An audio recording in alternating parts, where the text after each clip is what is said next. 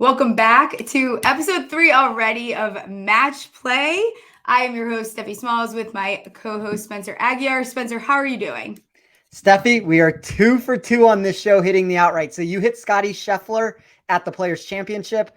I hit Taylor Moore last week at 70-1 at the Valspar Championship. I feel like that's about the best start we could have hoped for on this show. And there was a lot of wagers with Taylor Moore I talked about. I had him top 5, I had him top 10, I had him top 20. So from a betting perspective, it was probably the best week that I've had, I guess, in the last year with it. Like Taylor Moore alone ended up winning me 12 units, and the rest of the card worked out fine from an in-tournament betting perspective. So it was a very fun event.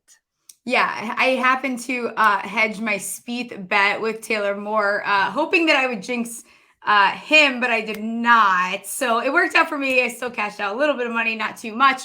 But we have an interesting tournament this weekend. We're going to do this episode a little bit different than we have done the past two, and we will moving forward. We do have the Dell Match Play at Austin Country Club. This is the only non-stroke play event on the PGA Tour and potentially the final one. We'll see what happens. As of now, they will not be doing this event next year. Pretty unique tournament, you know, just like I said, very, very close friends of randomness and variance on this course. A lot of risk and reward options, water heavily in play on the back nine. Why don't you just briefly give a Reader's Digest of how this tournament works? Yeah, so, you're going to have 16 groups of 4, and it's going to be like everybody does March Madness brackets, so it's very understandable with that. But 16 groups of 4, everybody plays the person inside of their group over the first 3 days. That's why we're starting on Wednesday. So you're going to have a match on Wednesday, match on Thursday, a match on Friday. The top point getter will be the one that moves on, and then it becomes single elimination from there inside of the Sweet 16 on. And you kind of worded it best saying that this is March Madness extreme volatility times 100. It is so difficult to find an edge in this tournament. Like from a betting perspective, I like rollover betting these spots. So one of the ways like I do that is if I wanted, for example, Max Homa to win the event, we'll use Max Homa since he's seems to be one of our daddies on this show with that. But Homa is a golfer to where if you bet him to win his first match, there's a lot of ways you can play it. What I like to do is if he wins his first match, I'll take out the initial risk and just keep rolling over the winnings on it. So if he wins that, like I might bet him, let's say I bet to win a half a unit. We'll just make this as simple as possible with it. I will then take that half unit and either bet him in a second match or to bet him to win the group. And then from there, I will just keep going all in every single time. And it's going to end up equating to more money than you're going to get betting him outright with it. But the reason why I like doing that is it gives you a possibility that at any point you can cash out or you can just stop betting it. Like that's the one thing with outright betting that's tough is there's really no hedge to get out of these wagers. In this way, if like last year, I ran it up so far with Corey Connors and I'm an aggressive, stubborn person who decided to go all in to try to win 100 units on him. And normally an outright for me is 8 units. So that kind of puts in perspective how big it can get. Fortunately, I ran into the Kevin Kisner buzzsaw that ended up making it so it wasn't a winning wager. But, you know, I do a lot of articles for Rotoballer, and there's a lot of people that stopped in that semifinals match and were able to cash out. And I think it's a unique tournament for that perspective. And there's a lot of different ways to play it. And, you know, today we'll talk about some of those from a bracket perspective, but even still, I think you'll get a pretty good idea who you and I like, just who we have advancing. Yeah. And it's also a good opportunity to kind of, you know, bet some of those long shots in the beginning, but again, kind of follow the tournament as it goes, and then some, you know, betting opportunities as the tournament goes along. So yeah, like we said, we're going to go through our bracket, this week we'll do like head-to-head brackets and see how we do. We're going to start with group 1 here. That is Scheffler, Kim, Noren, and Davis Riley. So why don't you kick it off here? So I think everybody's initial inclination will be to just punch Scotty Scheffler through. And Steffi, you might want to close your ears on this one. I don't know if that's necessarily the best strategy here. So when I look at this group, you know, my model doesn't necessarily love Alex Noren, but he's one of those prototypical match play golfers that can cause problems. I wouldn't be shocked if he pulled an upset against Scotty Scheffler. I think the same answer can be given about Tom Kim in the opposite end. Young kid. These are the types of events where he's going to get up for. I think he can pull the upset. And I think the wild card in this mix, specifically from a DFS perspective, you want to get super cute and unique with it. Davis Riley, like nobody's going to want to play him because everybody's going to rather go to the other three. But Scheffler's a very slight favorite for me. I think he's obviously the most likely person to get out of this group. But when we look at the likelihood and we look at like what I'm trying to advance moving forward with this, I decided to take Davis Riley, which is the long shot upset here. And it's kind of the madness of what this bracket ends up delivering. Yes, I'm very tempted to stay on brand. I am going to take Scheffler here. We know how Scheffler is playing. We know where Scheffler went to college. We know that he is the defending match play champion. We also know he's on my season-long team, so I'm going to be taking him for that reason. But I think that Riley is a great play here. I think that he had a top 10 at Bay Hill, and I think that he had a solid week last week. And I think for those reasons, he's coming in good form, and I could see him being this dark horse pick. So I do not hate that. I will roll with Scheffler, but I very much like your pick. I definitely will probably have some money on Riley at some point. We'll see how I go about my card entirely. I haven't really figured that out yet. So we'll move down to the next group. Group 16, we've got Sungjae Im, Tommy Fleetwood, Poston, Mav McNealy. Which way are you going? I'm going to play this a little bit more conservatively than what I did in the last one. I'm going to take Sungjae. I don't think there's a massive difference between Sungjae and Tommy Fleetwood. Those would be the two players that I would be most intrigued with. If I was to power rank them, Maverick McNealy would be third. I think the intriguing thing about McNealy is if you look at what he did last year, I would say he's one of those like unlucky participants that didn't advance, didn't lose a match, was playing very well. I think he ran into a couple buzzsaws there. So, there's some intriguing routes to go with it, but the way that I ran my numbers, Sungjae's just the most likely person to get through. Like from an overall perspective, he's the sixth most likely person to advance. And I think that means something to me when we're talking about volatility, because it's like nobody's really that safe at the end of the day. And Sungjae's overall ball striking is probably what can separate him from everybody else. Yeah, so on this one, I'm actually going to go to the opposite direction. I actually am going to take Mav McNealy. Mav McNealy is another one of those guys that probably is one of my darlings. You'll hear me place bets on him as this show continues. But I think that what he's doing with strokes gained, putting, and just overall coming in pretty good form for himself. Sungjae would be where I would probably go. We'll get a little spicy early on, so I am going to take Mav McNealy here. Poston, I saw some horrific putts last weekend that will keep me far away from him in this circumstance. I don't trust him for that reason. And Fleetwood, he also kind of fell apart there towards the end. So I'd rather go Im or McNealy. I'm going to risk it with McNealy, and we'll move on to group 9. And in group 9, we have Morikawa, our boy Jason Day, Svensson, and Victor Perez. What are you thinking? And is it Jason Day? So I want to say this. I think it is very, very close between Morikawa, Day, and Svensson. And that's a unique answer to give, because I would think most people would like to pencil in Morikawa here and move on, or maybe Jason Day. I don't necessarily think it's that simple. For that reason, I'm going to be out on Morikawa. I just think this is a nice way to get unique, create some leverage in brackets. You're playing DFS. It's a way to kind of get the opposite with your bracket or with a DraftKings contest there. But no, Steffi, I'm going to throw another wrinkle into this equation here, and I'm going to take Adam Svensson to move on. Okay. And there's a couple reasons behind it. 9th in my model in weighted tee to green, 7th in my model in weighted putting plus that would be like from 5 to 15 feet would be the easiest way to explain how I ran that. So I'm trying to, in match play golf, not always, but if you get close enough, and this is kind of like the answer that people give with Zalatoris, they'll just give it to you. I mean, most opponents will probably give it to you with it. I would like to find the golfers that are actually going to make the putts from 5 to 15 feet. And I think it's a spot that Svensson can take advantage of. And then obviously if you add his approach to the mix, he becomes top 5 of my model there. Maybe this is a little bit too aggressive. Like Jason Day is another option that you could go. And maybe this is me trying to just not have Jason Day win this bracket, because if I get him out of the group, I'm probably going to pick him to win the event. But I'm going to go with Adam Svensson here with the upset. I like it. I think I'm starting to pick up on a theme that you and me are not lately not big Morikawa people. I also am going to be out on Morikawa. There's plenty of reasons why you can find yourself betting. You can make a case for, again, like any of these guys.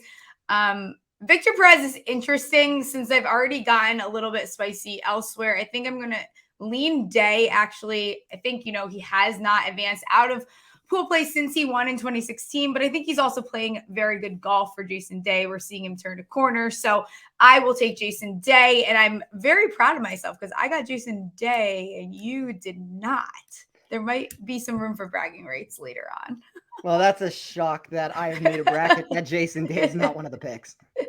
All right, so moving down along, we've got Group 8. We've got Victor Hovland, Chris Kirk, Siwoo Kim, and Matt Kuchar. What are you going to do here? What are you thinking? I probably know what I'm going to do, but I think you can play this very interestingly. I think you can also. So when I ran this was the number one most difficult group that I had. And the reason for that comes from all 4 players ranking inside the top 34 of my model.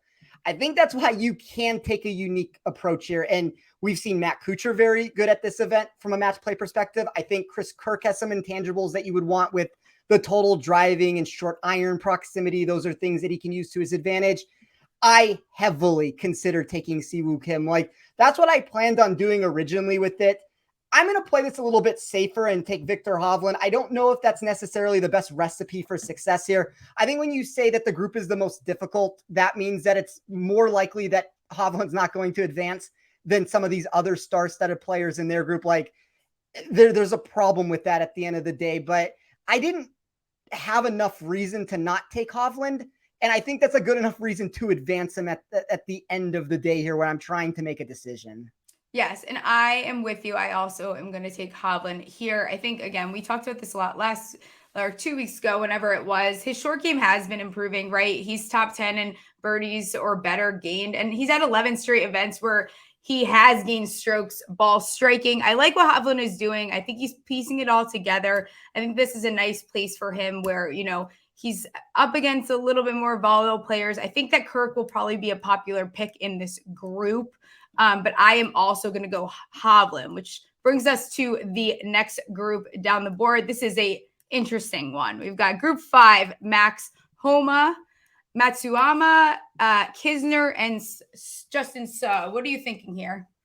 I've given this answer on everything that I've done. If Kevin Kisner wins this group, I just quit. I don't know what else to say at this point. Yeah. This guy has destroyed me so many times. And I think there's a lot of luck that comes into match play that you don't necessarily see. Like, I think Kisner has had every single advantage go his direction when we talk about this over the last couple of years. So he's 60th out of 64 players for me when it comes to likelihood to advance. I think this is where it gets interesting, though, after that. So I really like Justin Suh. I think he has the short game that can make him a really good match play golfer. I think Hideki at the Players showed that he is showing life again. I'm going to keep it simple. I'm going to take Max Homa. He kind of broke my model in a lot of ways of how I ran the numbers. Number 1 in weighted tee to green, number 2 in expected approach plus expected putt, number 3 in weighted GIR for match play. Those are really high-end metrics to get. And while I wouldn't necessarily say he's a shoo-in to advance, because I do think this is a difficult group, even if we include Kisner as being one of those names here, I think Homa is the most likely person to get out of here. And sometimes that's all that matters. Yeah, I like this. It makes me nervous how much I do like Homa. I think he's playing really complimentary golf right now. He's got 11th best putter over the past 50 rounds. He has 5 finishes of T6 or better, including 2 wins. Yeah, I'm riding with Max Homa here. I'm with you. If Kevin pulls out of this one, I'm going to be very unamused. Exactly. I mean, anything's possible with match play. Like, I want to put that out there, but yeah. I mean, his recent form is so bad, and it kind of just goes back to what I keep saying. I don't believe he is this quality match play golfer that everybody else seems to say he is. And I know, Look, he's good at this course. I'll give him that. I don't know if he's good against these 3 golfers. These are probably 3 guys, and like, obviously we both picked Homa to advance. If you threw Justin Suh into a different group, I could very, very easily have picked him to win that group. So kind of 3 good golfers for him to have to take on. Yep, I'm with you. All right, group 12. It continues to stay interesting with this group. We've got Spieth, Lowry, Montgomery, McKenzie, Hughes. What are you thinking? I think this group is a little bit more difficult than it maybe looks right off the bat. I agree with that. So my model had Jordan Spieth ever so slightly as the most likely person to advance. And it would be a very similar answer than that I'd given with, I'm trying to find a good example here. I mean, I guess like the Jason Day, Colin Morikawa group would probably be the most likely of like what this is.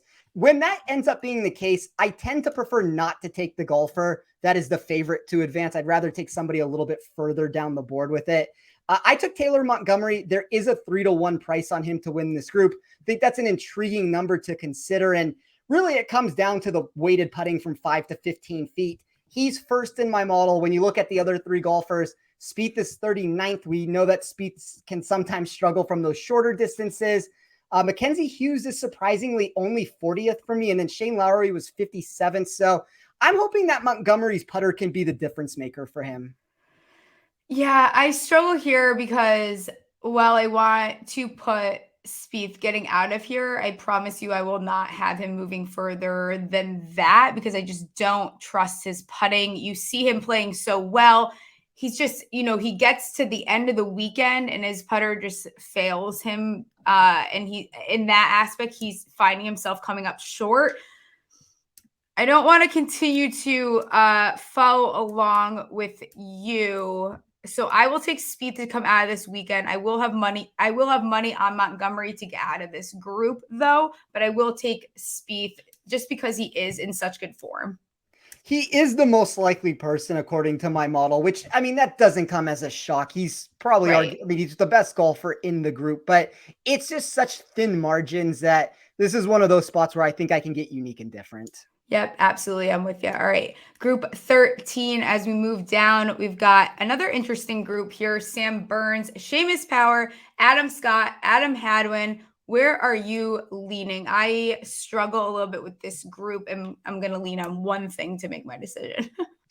I'm going to go with Sam Burns here. I do think Adam Hadwin is a little bit intriguing as the person if you're trying to find who can spring the upset here.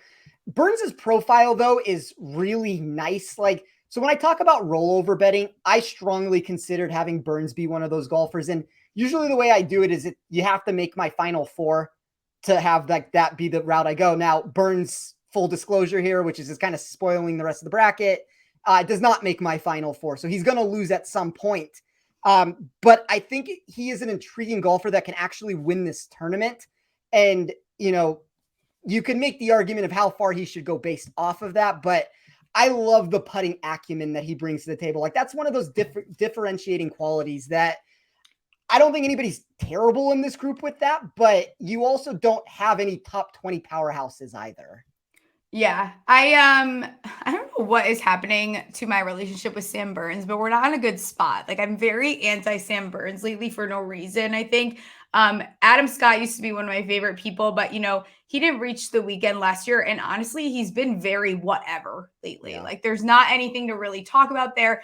With that being said, it seems like Hadwin is a little bit of a sleeper for most people, but I'm going to go Seamus Power. Actually, I think he's a decent Bermuda putter. And I think between these four, it could really go anyway, unless Burns just kind of lights them to flame. So I am going to lean Seamus Power, which is very unlike me. And I will probably regret this. I think the one option that I do not like from the group, and I agree with you that any of them can win at the end of the day. I mean, it's not like the most powerhouse region, but I think the one I like the least is probably Adam Scott. Yes, I could make a strong argument for the other three here more so than Scott. I agree with you on that. I don't think that Scott's been doing anything. Just there's nothing to really talk about with Scott, especially in this setting. Yeah, I agree. Cool. All right. The last group in this section before we continue on, we've got Cantlay, Harman, KH Lee, and Nick Taylor, the dreaded double first name here. Where are you leaning? We won't go with the double first name. So Nick Taylor is 64th out of 64 players to advance. That does not mean that he cannot have it happen to him, but more of that stems from my model really likes Cantlay, and it seems to think KH Lee and Brian Harman are legitimate threats to get out of the group if Cantlay falters in any capacity. I'm going to say that Cantlay does not. He's number one in my model in birdie or better percentage plus bogey avoidance. He is second in weighted par 5 scoring. He is first in weighted GIR for match play. Those are really high-end metrics to point towards. Now, we know Brian Harman has been a good match play golfer in the past. He's one of the players that I always seem to go on when I'm trying to roll over bets on this. I think KH Lee might be the unique one. If you made me pick somebody else, I might take him, but I'm going to go with Patrick Cantlay.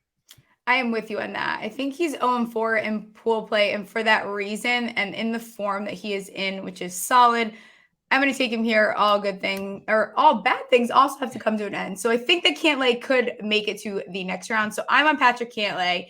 And then why don't we head to the next round of this, and then you'll have to remind me as we go down.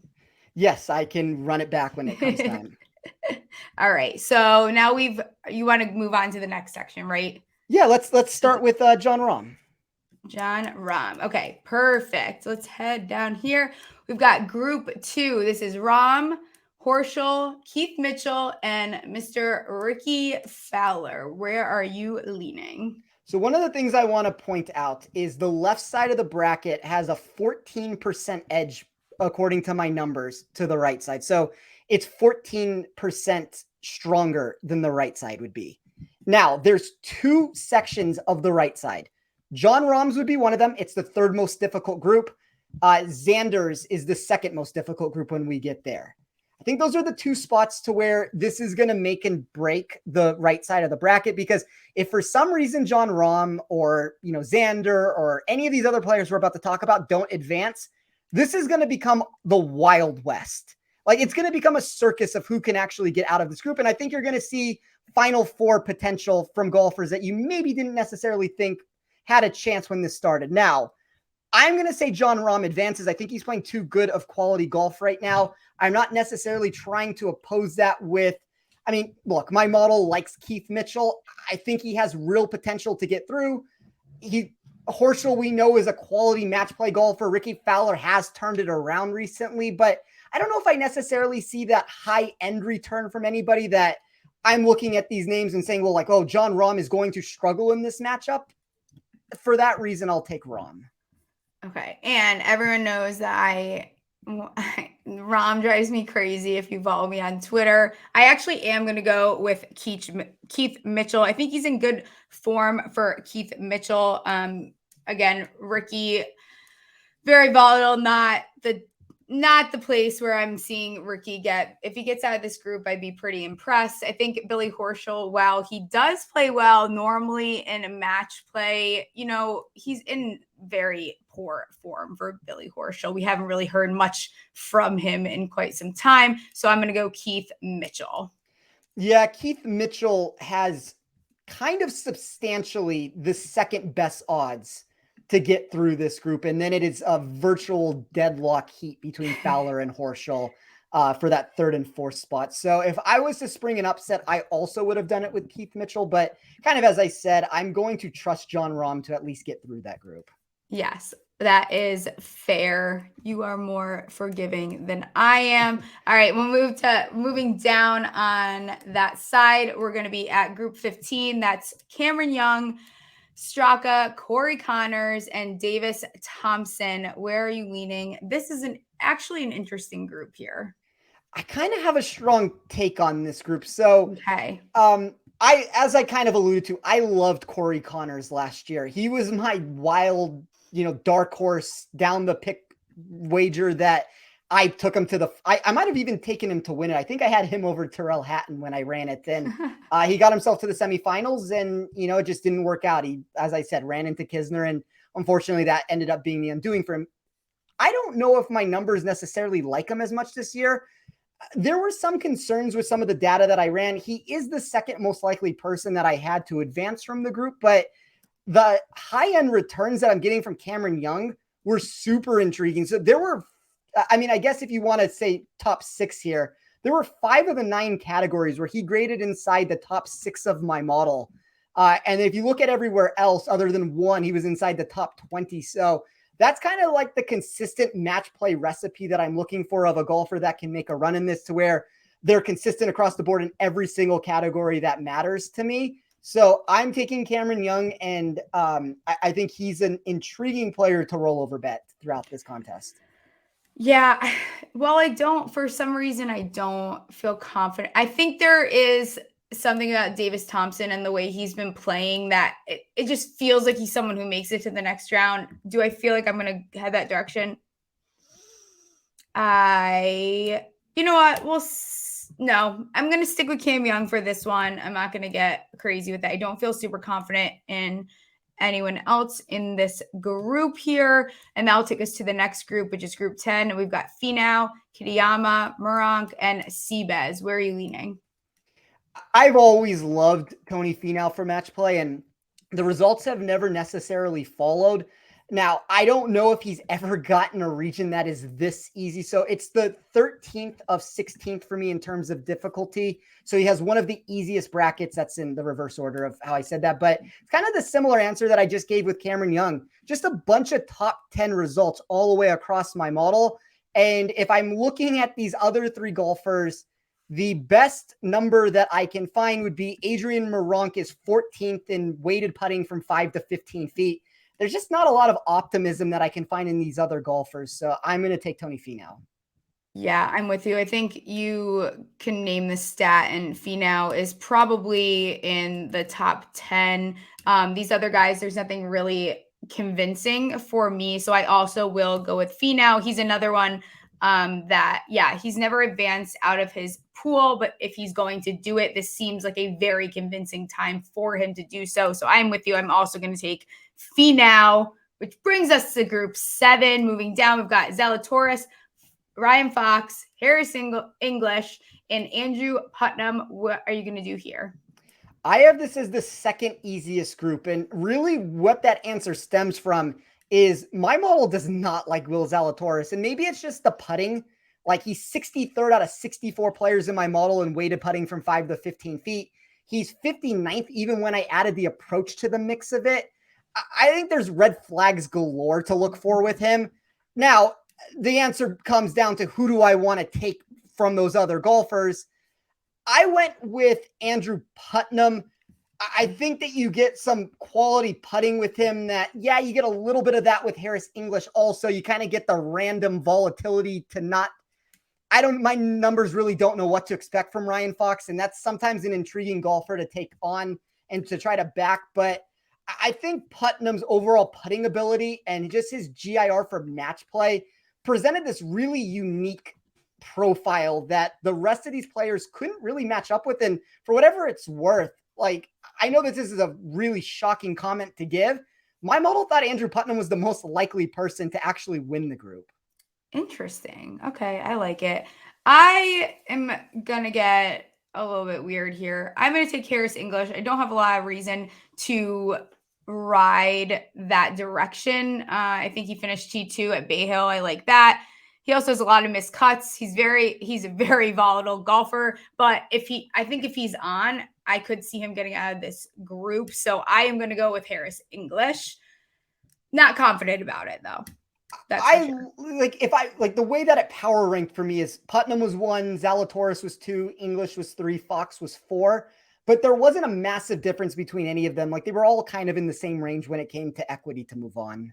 Yeah. And the next group we have is what I believe you said, one of the tougher groups here on this side. We have group 6, which we have Schauffele, Hoagie, Wise, and Davis. Yeah. Where are you going with this? I'm very interested to see how you break this down. So this group reminds me of the Corey Connors group. I know I keep going back to that, but it's like a really difficult group that if you can get through it, all of a sudden the paths start opening up very quickly. And I would say that these 4 groups, so this would be the Xander group, the Fitzpatrick group, the Henley group, the Rory group. I think that's the weakest side. Now, that's one of the more difficult sections that we're talking about here, but it's also 3, like, if for some reason Hatton doesn't get through or Rory doesn't get through, this path opens up so quickly for somebody here. Mm-hmm. I'm going to go with Tom Hoge. Tom Hoge's profile, and I know you always like Hoge yourself, but I love him. yeah, there's a lot of answers that I would say makes sense for why he can not only win this group, but could make a run at this tournament if he can get hot with certain aspects of his game, which is, the approach and the putting. Put those two things together, try to make a run at this and have the bottom of the bracket open up, and you never know what could happen. Yeah, and I'm with you. And then I keep coming back to Xander, and I'm like, I don't want to be the person that's ignoring that he's quietly having a solid season, and he's found himself in what appears to be it's not an easier group, though, is the thing. It's a difficult group, and I think that Hoge could really cause some problems in here, especially when we know Hoge, like, he can win any tournament as such with the way, if everything is playing together, like, there's stuff that he can do that makes him very tempting here. I also am going to take Tom Hoge. I was going to go with Xander, but I am going to ride with my boy Hoge. He's first in strokes gained on approach, so everything that he's doing I really like. Wise, the only thing that tempts me about him is his putter, but outside of that, I'm just not as interested as these other guys, so I'm going to lean, it's going to be Hoge for me once again.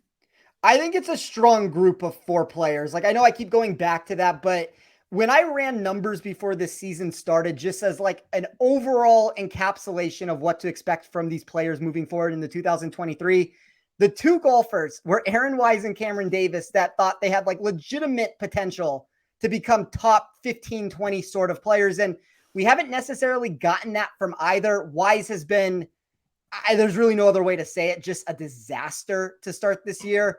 Yeah. Cameron Davis has had some health problems where he seems to be over it now from what we witnessed from him at the Players' Championship. I kind of just think that answer more so leads me in the direction to say that Xander doesn't win the group because of the difficulty. I don't know if Hoge ends up being the person who wins it, but whoever does get through this has a legitimate chance to make a run to the Final Four. Yep, I am with you. And then we'll move down to the next group. We've got Fitzpatrick, Theegala, Minwoo Lee, and JJ Spawn. Where'd you go with this one? Surprisingly, I ended up taking JJ Spawn. It's a very similar answer that I've given about groups with Hovland and Xander and even like the Spieth Montgomery group. When it gets really close and there's not a massive difference in my numbers, I'm going to try to spring the upset every single time. And Spawn has a good overall numbers of how I want to run this. He's 12th in my model and weighted putting from 5 to 15 feet. As you can tell, that's a very crucial thing for me. I need players in match play that can actually make putts. He's inside the top 10 for weighted GIR for this specific match play contest. And there's a lot of top 30 numbers that he put together. There wasn't a massive difference between Spawn and Fitzpatrick on likelihood to advance out of this. And that's usually to me where I'll try to get rid of the player. Theegala is going to be boom or bust. I'm kind of generally okay with him. I think Minwoo Lee brings that same potential. But if you're telling me like if 2 guys have really high ceilings, Spawn is kind of the safest of the group, I wouldn't be shocked if Theegala or Minwoo Lee ends up upsetting Fitzpatrick.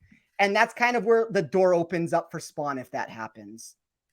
Yeah. So, and I'm with you. I was torn here on which direction I wanted to go. I don't feel confident in Fitzpatrick that I would take him because I think that I could see these guys easily upsetting him. So I'm going to go with Theegala. I think, he's finished T6 or better 5 times this year. He also there's this little sliver of if he had good play this week, he could earn him like PGA Tour membership for next season. So there's little pieces to it that I kind of like. So I'm going to go with Theegala here.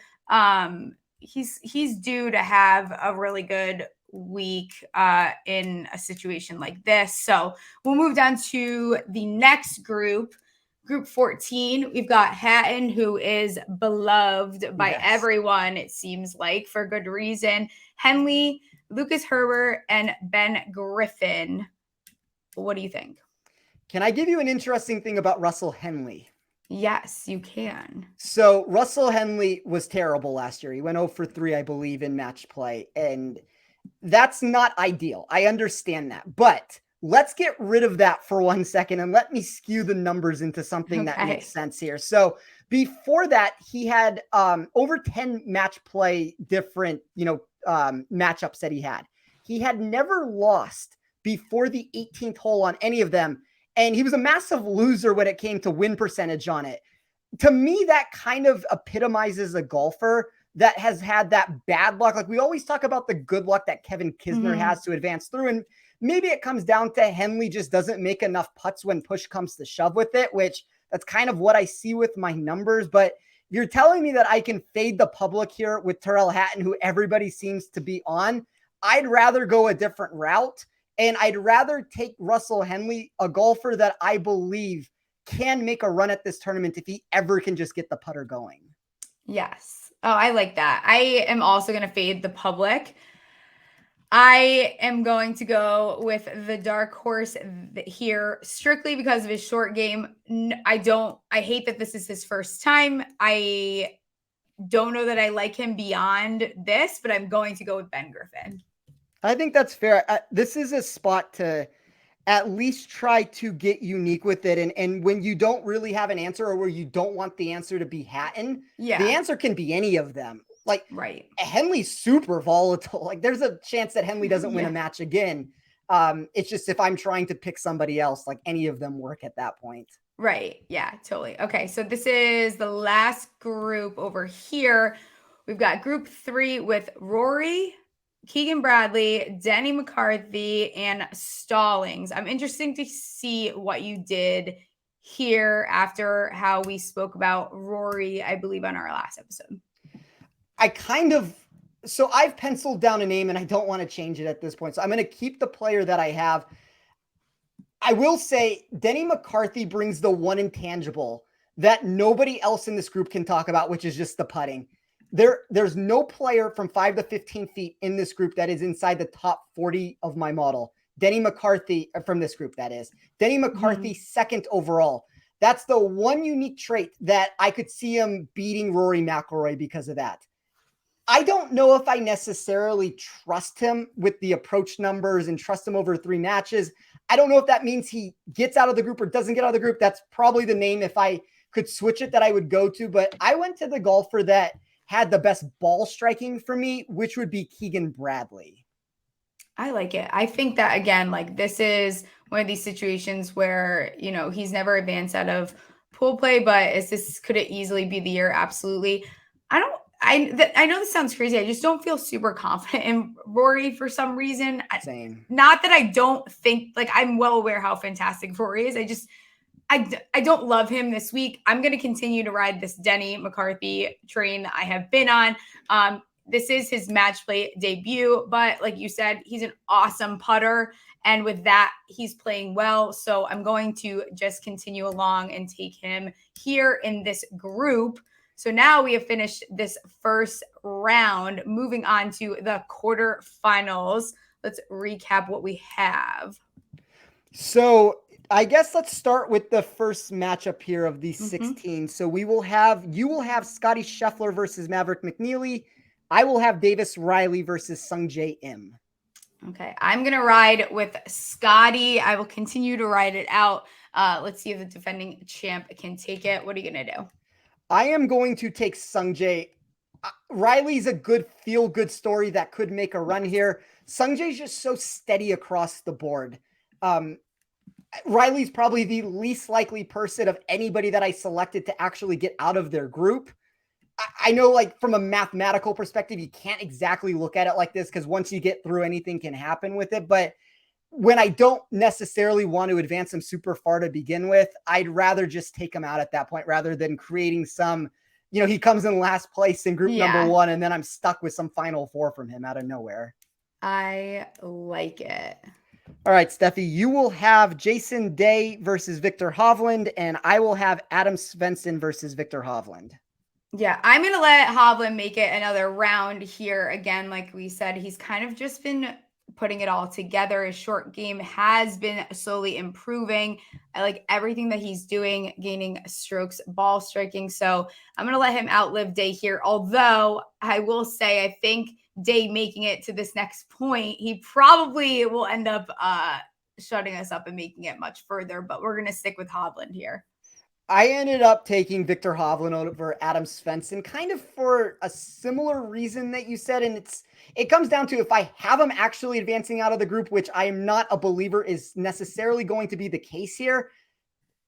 Look, I have him against Adam Svensson. It's probably an easier matchup than if you want to say it's, Morikawa or Jason Day. It'd be a much more tangible win spot for him. So I will advance Hovland once again through, but look, he has the most difficult region to get through. That's kind of a problem. Absolutely. And I think next I have Homa versus Spieth. And what are you looking at? I have Homa versus Montgomery. Okay. So for mine, like I said, with Spieth, I have him getting out of this, moving on. But because of that putter and because of, for some reason, when this pressure starts to pack on with him, I'm going to stick with Homa because he's just been one of the best all-around golfers for quite some time now. So I'm going to stick with Homa here. I am also going to stick with Max Homa. Spieth, it's tough. He should have probably won that golf tournament. Yes. He didn't. There has to be some residual effect that comes into play from that.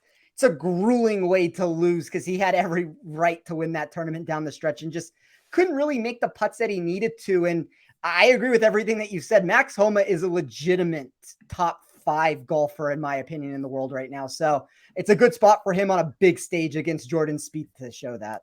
And or against Spieth, Montgomery, even if I... Yeah, even, it wasn't even last weekend with Spieth too. There was a couple weeks ago that he did kind of similar thing. The tournament was at his hands and he just couldn't finish it off with the putter. So for that reason, I'm out until he starts showing us a little bit better. Although I will say I did put in a bet for him to win the Masters because I am a glutton for pain. And I just feel like at some point he is going to put it all together this year. But moving on to the next, I have Power versus Cantlay. Yes, and I have Burns versus Cantlay. Oh, I don't want to have Power coming out of this, but I feel like my side is so basic and I know that can't exactly happen. So let's go with Power. Let's be weird and let Power make it another round. I don't mind that. I'm going to go with Patrick Cantlay. If it was Cantlay versus Burns, that is such a difficult 55-45, 50-50 type matchup. I'm going to trust the bogey and birdie numbers that I have on Cantlay. The par 5 scoring might be a separator for him. Just a really difficult region, though, down in those, 4 quadrants. Yes, oh gosh, this gets messier than I remember it from last year. Moving on, do you want to move to the next side, yes. Right? So you have Keith Mitchell versus Cameron Young, and I have Jon Rahm versus Cameron Young.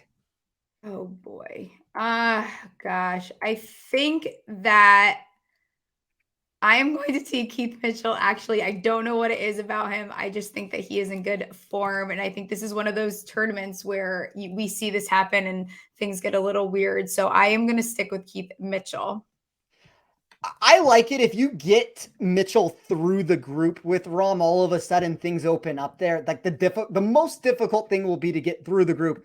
A matchup against Cameron Young would be tough. But if Cameron Young's not the person that gets there, all of a sudden it could be versus Sepp Straka. And the matchup that you thought you were against is no longer the one that you're against. And that's how this can open up even more so than you think with it.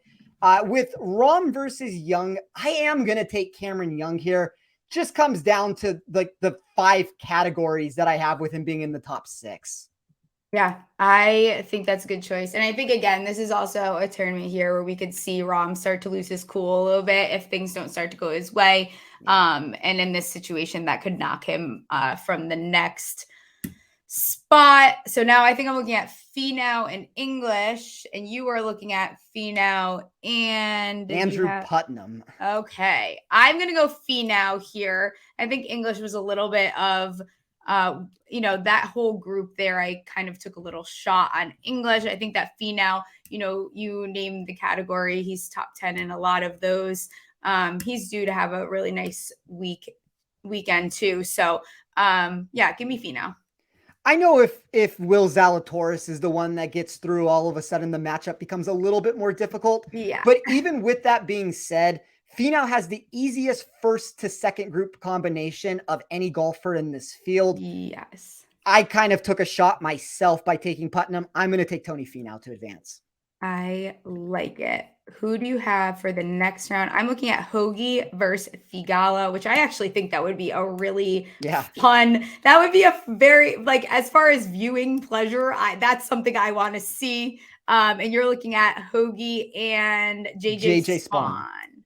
I am actually going to take Figala here. I think if he gets out of that group, confidence will be high, and I'm just going to ride through it to the next round.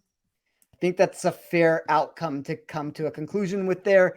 I am going to take Tom Hoagie to have 2 categories of the 9 as first overall in this field. That's kind of what I'm looking for a golfer that can spring some upsets here. So I'll take Tom Hoagie into the final 8. And I will probably regret not taking my Hoagie, but that is okay. Let's head back over to the other side. I'm looking at Scotty versus. Wait, Steffi, 1 second. You have what do you have? Ben Griffin versus Denny McCarthy. Oh crap, you're right. One more. Jeez, guys, I'm way ahead of myself here.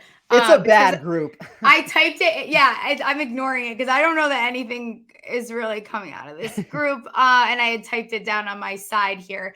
I'm going to go with Denny. I think that, again, Denny has, the putter to win this entire thing. Is that going to happen? I don't know. But I like him to, beat Ben Griffin, who probably will slide in here because of the group he's in.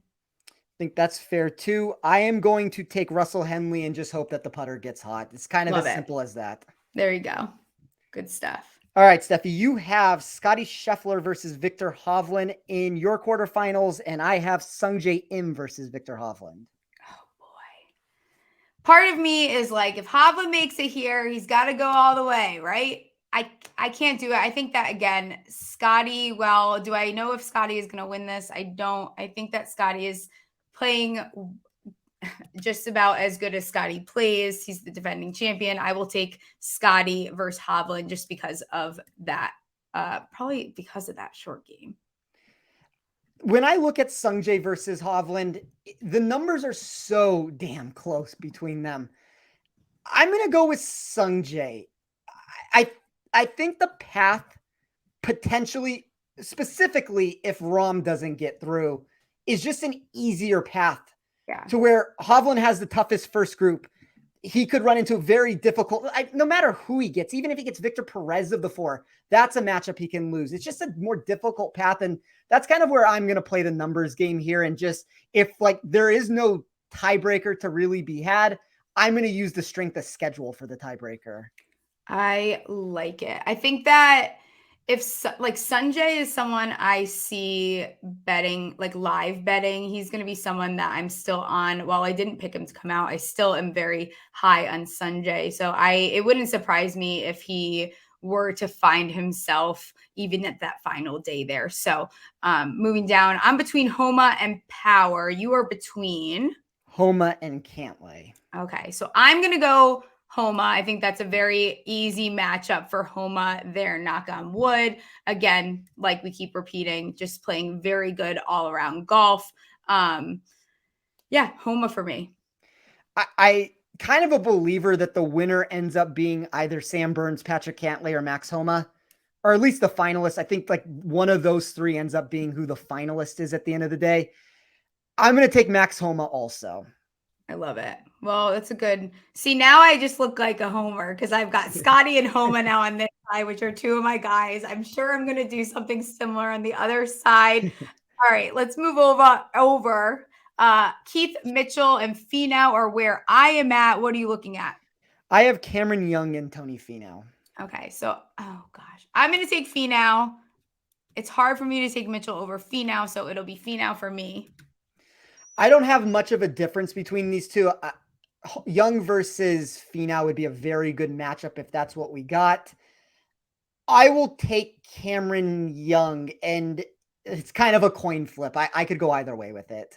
Yeah, I think you're at this point where Now I'm like regretting maybe not taking some other players earlier on or later on. But I think Finau had, he again has everything in his toolbox to get himself to the semifinals. So moving on, this is where things get weird for me. I have Theegala versus Denny McCarthy. You have Hoagie versus Henley. It's gotten weird for both of us. This is a gross section here. I'm going to assume that if Denny makes it to the quarterfinals, it's his putter that has gotten him here. So I'm going to continue on and take Denny versus Theegala. I am going to take Tom Hoagie. While I agree with what you just said about McCarthy, and it's the same sentiment that I would hope has been the case at this point for Russell Henley if he's gotten this far, I don't know how long I can trust it for. McCarthy's one of the best putters in the world. Russell Henley is not. Hoagie has all the ball striking skill set to combat a lot of what Russell Henley does in that matchup. So I will have a final four of Sungjae Im versus Max Homa, Cameron Young versus Tom Hoagie. You will have Scotty Scheffler versus Max Homa, Tony Finau versus Denny McCarthy. Do you want to run through both matchups and get yourself to the final? And then I'll do the same before we give a winner. Okay. Scotty and Homa. Actually not going to take Scotty here. I'm going to take Homa. I think that while Scotty is a defending champion, there is a chance that, we've seen Scotty can only beat Scotty. So he will be the reason why this happens. And then Denny or Finau. You know what? Should we get weird? And should I take Let's Denny? do it. I'm going to take Denny McCarthy. I don't know that I feel confident that Finau is in a place where he's ready to totally finish a tournament here. Not that I think Denny McCarthy is either, but we've got to get a little weird with this. So we'll take Denny McCarthy and I'll just ride this wave. And I'm slowly hating my bracket at this point. But go ahead. Steffi, I've done pretty much the same exact thing as you, just in a little bit of a different capacity here. I have Max Homa over Sungjae Im. This is probably the spot where Sungjae's consistency can get outworked and just kind of overblown statistically from Max Homa with some of the scoring potential that he has on these holes. And then Cameron Young versus Tom Hoagie. Let's get funky with it. I'll take Tom Hoagie in the finals. So that'll be Homa versus Hoagie for me, Homa versus McCarthy for you.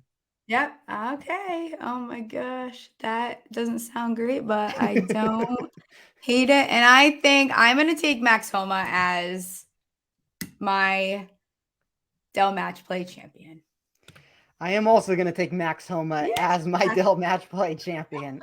So we'll see if we get a third winner on this show. We have the same one this week, so it'll be very interesting to see how this plays out.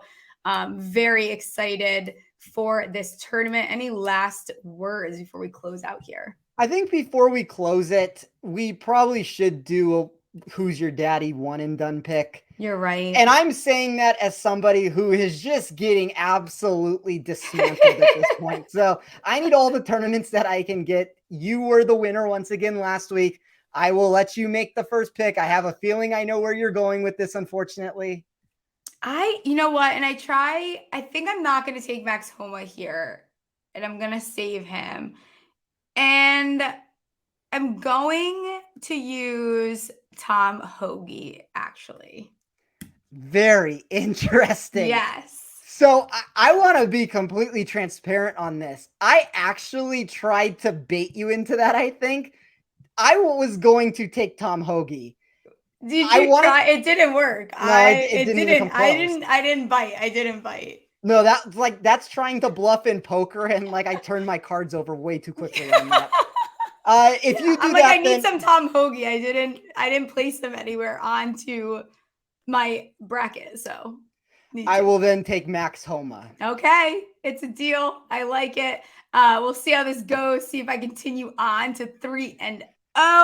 Hopefully, it's a good tournament. I hope you guys will hit like, subscribe, and we'll be back next week for a little bit more of a normal show. Until then, we'll see you guys later, and good luck this weekend.